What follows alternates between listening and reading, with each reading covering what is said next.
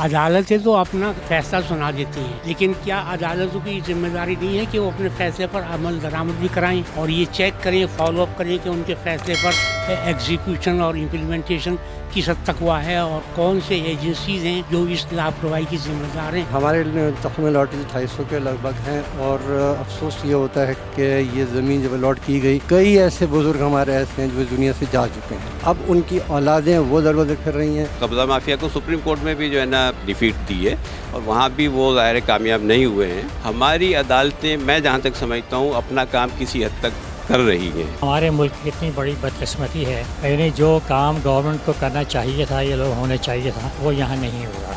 Bijnor housing society scheme 33 में है, मगर वहाँ पर 12 साल से कब्ज़ा ग्रुप बराजमान है और गैर मकामी बाशिंदे जिनमें अफ़गानी मौजूद हैं वहाँ पर बराजमान है। कब्ज़ा ग्रुप वहाँ पर बैठा है। 12 साल से ज़ायद इस सोसाइटी के अलॉटीज़ फरियाद कर रहे हैं, अदालतों में जा रहे हैं, केस लड़ रहे हैं, मगर अभी तक कोई सुनवाई नहीं हुई। हम क्योंकि सोसाइटीज़ में जाते हैं और वहाँ जाकर अलॉटीज़ के साथ प्रोग्राम करते हैं, मगर वहाँ हम जा नहीं सकते हैं क्योंकि जो कब्ज़ा ग्रुप है, कब्ज़ा माफिया है, वो बहुत ताकतवर है और बहुत सरगर्म है। अगर हम वहाँ गए तो खुदा न खास्ता कोई ना कोई नाखुशगवार वाक़या पेश आएगा। इसीलिए आज हम बिजनौर हाउसिंग स्कीम का जो ऑफिस है, छोटा सा ऑफिस है, उसके बाहर मौजूद है। आज हम जानेंगे कि क्या पेशरफ्त हुई है, क्यों ये लोग वहाँ नहीं जा सकते।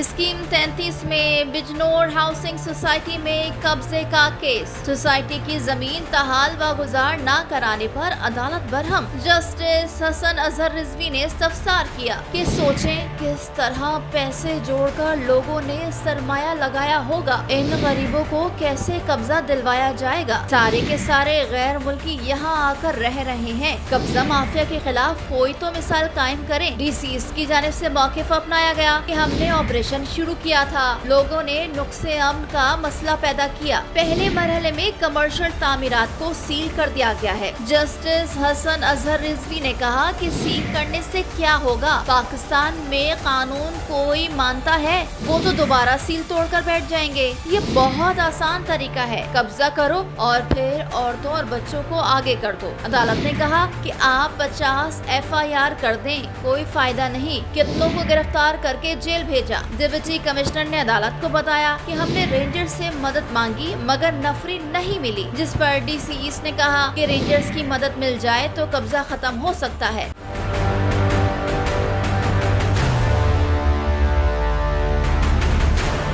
अदालत ने कहा कि हम तो रेंजर्स को ऑर्डर दे चुके हैं, रेंजर्स मदद क्यों नहीं करती। अदालत ने रेंजर्स नुमाइंदे की सरजनिश करते हुए कहा कि यहाँ ऐसे आए हो जैसे दौड़ भाग करके आए हो, ऐसे ही कब्जा खत्म कराने जाते होगे, कोई नहीं हटता। जस्टिस हसन अजहर रिजवी ने सवाल किया कि पुलिस किस काम के लिए है, पुलिस क्यों नहीं कर सकती, क्या पुलिस सिर्फ डंडे लेकर जाती है? वहाँ सारी स्टेट एजेंसी का काम चल रहा है, दुकानें बना कर बैठे हुए हैं। बाद अज़ा अदालत ने हिदायत की कि डिप्टी कमिश्नर ऑपरेशन से 10 दिन पहले तमाम इदारों के साथ हिकमत अमली बनाए और रेंजर्स और दीगर इदारों की मदद से ऑपरेशन करने का हुक्म देते हुए समात 6 दिसंबर तक मुलतवी कर दी।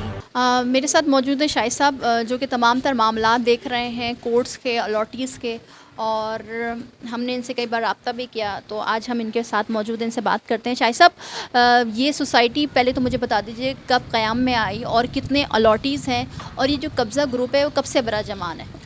बिस्मिल्लाहिर्रहमानिर्रहीम। देखिए, ये सोसाइटी 64 में जो है वो रजिस्टर्ड हुई। उसके बाद गवर्नमेंट ने हमें 71 में ज़मीन एलोकेट की। हमारी ज़मीन 25 एकड़ है और 85 में हमें इसका कब्ज़ा मिला।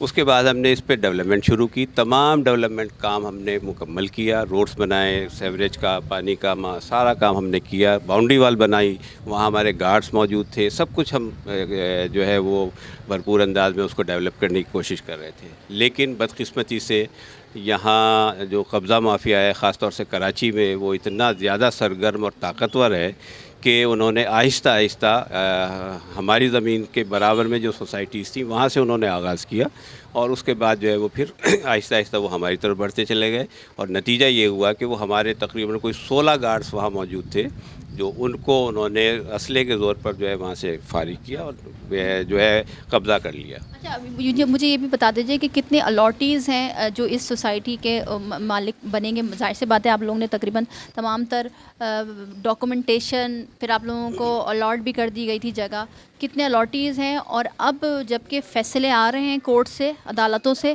مگر کہیں بھی عمل درآمد نہیں دکھ رہا، تو کیا کہیں گے؟ اصل میں بات یہ ہے کہ ہماری سوسائٹی بہت بڑی سوسائٹی نہیں ہے، 25 ایکڑ زمین ہے، اس کی لوکیشن بہت ہی پرائم لوکیشن ہے، تو اس میں 240 ہمارے جو ہیں پلاٹ ہولڈرز ہیں، ممبرز ہمارے 600 ہیں، کیونکہ ہمارے پاس زمین کم تھی تو ہم نے قرآن اندازی کے ذریعے جن لوگوں کو ظاہر الاٹ ہو سکتے تھے وہ ہو گئے، اور اب سوال یہ ہے کہ یہ زمین خالی کیوں نہیں ہو رہی ہے۔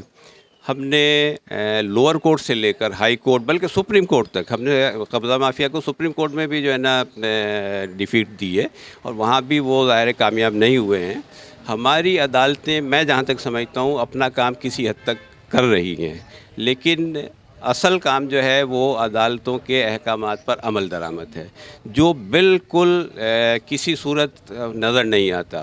یہ جتنے ادارے ہیں اس میں قانون نافذ کرنے والے ادارے بھی ہیں، اس میں ایڈمنسٹریشن بھی ہے، اس میں لوکل پولیس بھی ہے، اس میں یہ ریونیو کے لوگ ہیں، اس میں ایون یہ کہ رجسٹرار کوآپریٹو سوسائٹی کا جو دفتر ہے وہ بھی انوالو ہے ان سب میں، اور یہ بھرپور جو ہے وہ ایک طاقتور سوسائٹیز کو جو ہے وہ سمجھتے ہیں کہ اس کے پیچھے بھی کوئی نام ہے؟ کیونکہ بڑے بڑے نام آتے ہیں جب قبضہ ہوتا ہے تو۔ جی بالکل ایسا ہی ہے۔ ابھی ہماری سوسائٹی پر تقریباً ہر ایک مہینے کے بعد جو ہے یہ ایک ریموول کا جو ہے وہ ایک پروگرام بنتا ہے، ہم وہاں جاتے ہیں، اور وہاں ایک سیاسی جماعت کا جو ہے وہ لوکل کارکن یا کہیں اس کو لیڈر کہیں، وہ سامنے آتا ہے، اور تمام چیزیں جو ہے نا وہ بیک اپ ہو جاتی ہیں۔ پولیس جو ہے وہ ان سے فوٹو شوٹ کر کے اور واپس ہو جاتی ہے۔ اب پچھلے 2 مہینے میں انہوں نے مین روڈ پر ایک دفتر بھی بنا لیا ہے، اور یہ ظاہر ہے وہی باقاعدہ طور پہ میں بتا دوں کہ وہاں پر لوگ رہ رہے ہیں، اور غیر ملکی باشندوں کی صورت میں قبضہ مافیا وہاں پر بیٹھا ہوا ہے، جن سے لڑ نہیں سکتے، آپ جا نہیں سکتے، ایون دو کہ الاٹیز جو ہیں وہ تک نہیں جا سکتے۔ ماشاءاللہ ہماری کورٹ نے بہت اچھے فیصلے کیے۔ ملیر کورٹ نے سب سے پہلے فیصلہ دیا، اس کے بعد سندھ ہائی کورٹ نے اس کے پہ اس کو وہ کیا کہ جناب اس پہ کرنا چاہیے، لیکن بدقسمتی ہماری یہ ہے کہ جو اس وقت کراچی میں حاکم ہے، جو حکومت ہے، ایک تو اس کی سرپرستی ہے، دوسرے ہماری جو وفاقی حکومت کی طرف سے ادارہ جو یہاں پہ جس کو عمل درآمد کرنا چاہیے، جو رینجرز ہے وہ اس پہ عمل نہیں کر رہی۔ پولیس تو کوشش کرتی ہے، ہمت کرتی ہے، انکروچمنٹ آفس والے بھی پہنچتے ہیں، سوئی گیس، بجلی گیس والے پہنچتے ہیں، انہوں نے وہاں پہ بڑے کام کیے، لیکن سب سے بڑا افسوس یہ ہوتا ہے کہ ہمارے رینجرز جو ہے معاملے میں بالکل بھی ہمارے ساتھ نہیں دے رہی۔ جس دن رینجرز ایک دفعہ آگے تو ہمیں اللہ کی ذات پہ یقین ہے، اور ان کی اس پہ بھروسہ ہے کہ ہم اس زمین کو خالی کروا لیں گے۔ تو یہ جو آپ مجھے یہ بتائیے گا کتنے الاٹیز افیکٹڈ ہیں جو کہ اس سوسائٹی میں جن کو ان کا حق نہیں مل رہا، اور انتظامیہ کیا کہتی ہے آپ کی سوسائٹی کی، اور آپ لوگوں نے تمام تر کاغذات جو پیمنٹ ہے وہ پے کر دی ہیں؟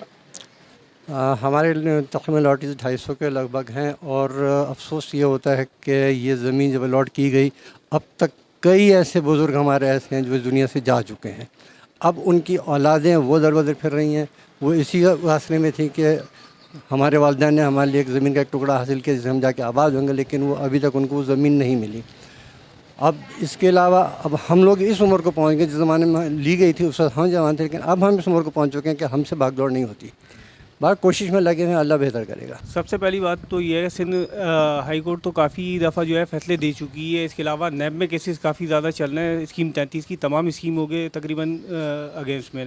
اب آپ یہ دیکھیں کہ جب تک سپریم کورٹ جو ہے خود نوٹس نہیں لیتی، جب تک ناممکن والی بات نہ آتی، کیونکہ اگر آپ دیکھتے ہیں سندھ گورنمنٹ کے نمائندے بھی اس کے اندر شامل ہیں، ادارے بھی تمام شامل ہیں۔ سچل تھانے کو اگر آپ دیکھتے ہیں تو ان کی انوالومنٹ اسکیم 33 کے اندر لینڈ گریبنگ کے حوالے سے بہت زیادہ ہے۔ تو جب تک سپریم کورٹ کوئی سوموٹو ایکشن نہیں لیتی اور اس کے اوپر طریقے سے کام نہیں ہوتا تو یہ بہت مشکل چیزیں نظر آنی ہیں. صرف فیصلے آ رہے ہیں, امپلیمنٹیشن اس کے اوپر کچھ بھی نہیں ہے. تو آپ سمجھتے ہیں کہ فیصلوں کے ساتھ قانون نافذ کرنے والے جس میں پولیس آتی ہے, رینجرز آتی ہے, دیگر ادارے آتے ہیں, اور ہمارے جو ادارے ہیں ان کو بھی ملوث ہو کر اس پر عمل درآمد کرنے کی ضرورت ہے, تب جا کے یہ قبضہ مافیا ہم سے جان چھوڑے گا؟ جی بالکل ایسے ہی ہے, کیونکہ اگر آپ دیکھتی ہیں کہ ایڈمنسٹریٹر آ کے بیٹھے, اس کے بعد جو ہے قبضے سٹارٹ ہوئے, کس سن میں ہوئے, کس کی گورنمنٹ کے اندر ہوئے ہیں, تمام پیپلز پارٹی کی گورنمنٹ رہی ہے اس کے دوران. اگر آپ یہ دیکھیں ڈی سیز آ رہے ہیں وہ کوئی امپلیمنٹیشن نہیں کر رہے, پولیس کو اگر اپروچ کی جاتی ہے تو وہ تو بالکل ہاتھ خالی کر کے بتاتے ہیں کہ ہم کچھ بھی نہیں کر سکتے. پھر رینجرز کی طرف لوگ دیکھ رہے تھے کہ امن و امان کے حوالے سے انہوں نے شاید کام کیا تو یہ کچھ کریں, لیکن وہاں سے بھی کوئی ایسی چیز نظر نہیں آ رہی. ایک بار پھر سے سندھ ہائی کورٹ کی جانب سے حکم جاری ہوا ہے کہ اس کو جلد سے جلد خالی کرا جائے, قبضہ گروپ کے خلاف کارروائی کی جائے. تو آپ کیا سمجھتے ہیں کہ قانون نافذ کرنے والوں کو پہلے بھی آرڈر جاری کیے گئے تھے, ابھی تک امپلیمنٹ نہیں ہوا, نوٹسز آئی تھنک سیل کیے گئے, کچھ دکانیں وہاں پر کچھ چیزیں جو سیل کی گئی ہیں, مگر اب آپ کیا سمجھتے ہیں کہ کب تک آپ لوگوں کی حق جو ہے, آپ لوگوں کا, آپ لوگوں کے گھر, آپ لوگوں کی زمین آپ لوگوں کو واپس کر دی جائے گی, اور قانون نافذ کرنے والے ادارے کب تک کام اپنا کمپلیٹ؟ دیکھیے اس طرح کے واقعات اس سے پہلے بھی کئی دفعہ ہو چکے ہیں. عدالتیں احکامات دیتی ہیں, پروگرام بنتے ہیں, لیکن ان پر عمل نہیں ہوتا. اب عمل نہ ہونے کی وجہ پولیس بھی ہو سکتی ہے, رینجرز بھی ہو سکتی ہے, اینٹی انکروچمنٹ بھی ہو سکتی ہے. ان سب کی لاپرواہی ہیں. جب تک عدالت ان سب کو جواب ان سے نہ لے اور انہیں پابند نہ کرے اپنے فرائض کی ادائیگی کا, ہمیں امید نہیں کسی بھی کامیابی کی.